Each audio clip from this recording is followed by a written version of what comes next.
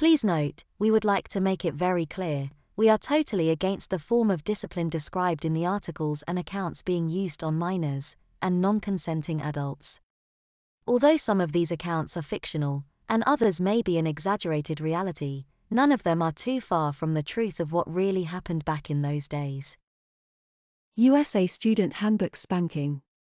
I love the parent's letter. We define obedience as doing exactly what you are told, doing it immediately and doing it with a cheerful heart. I love the student handbook. First, spanking wipes the slate clean, but you don't want a second spanking.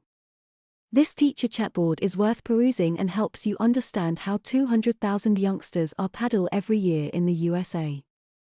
Blacks are more likely to be paddled than whites, but here is a young, bright and articulate black woman teacher that is all for corporal punishment. I wonder what Barack Obama would think of her. Winona, Missouri is a public school district. Your chances of getting paddled in Arkansas, Principal's Office True TV, are pretty high over the course of your schooling. With 40,000 paddlings each year with a number of students, is 474,206 number of teachers, is 32,997. Baseball and paddling are the national pastime.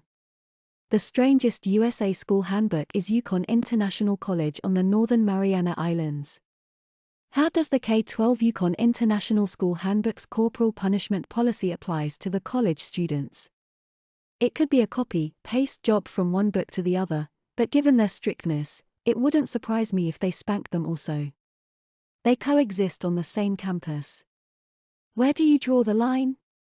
Here are the handbooks. Page 54 in the college handbook refers to page 57 and it seems to refer to the K-12 handbook.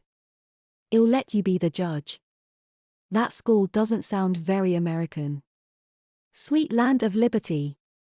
Corporal punishment in the bottom link, school discipline, cf. Page 195 to 196, was not just for the South but was the American way. Look at these 6 recommendations and then go to Corpun and check out student handbooks. New teachers in 1914 are learning about classroom management at a time when they had the tools they needed. Spend some time reading the book, flip page mode, and then tell me the author is not forward-thinking or that in 2009 this doesn't make any sense. Isn't it better to empower the teachers than embolden the students? 1. Never administer punishment in anger. 2. If a whip is applied, use a light switch over the backs of the legs or a light ruler on the palm of the hands. Do not strike the head, box the ears, or shake the offender. 3. If possible, have an adult witness. 4. Do not administer such punishment before other pupils. 5. Obtain the consent of the parent beforehand. To confer with parents beforehand will often preclude the necessity of punishment. 6. Keep a record of the offense, the nature of the punishment, and the time and manner of its infliction. CP rate for Alabama is declining less rapidly than other states. Birmingham and Mobile haven't permitted corporal punishment for years, although your likelihood of being on the receiving end of corporal punishment is only 1 in 20 in the state. It's much higher outside those urban areas. Districts are pretty uniform on how corporal punishment is administered physically, but the reasons defy reason. Instead of arguing should or shouldn't, it would be better for them to create disciplinary matrices that are clear and fairly enforced throughout the counties that still have CP and not based on the pet peeves of a particular teacher.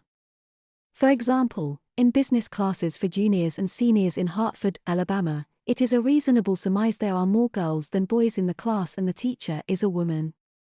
Note well, the typo or maybe a spelling error, feet. Maybe the poor girl was just trying to multitask, i.e., chewing gum, doing her nails and typing at the same time. They do that all the time in my office. I'm bringing it to work tomorrow. We all need a laugh from time to time. As a Southerner would say, it's a hoot. Classroom procedures. Students are expected to conduct themselves appropriately in the classroom. The following rules apply in the business department. There will be no eating, drinking, or gum chewing at any time in the classroom. Brushing hair, painting fingernails, and using cosmetics will not be tolerated during class.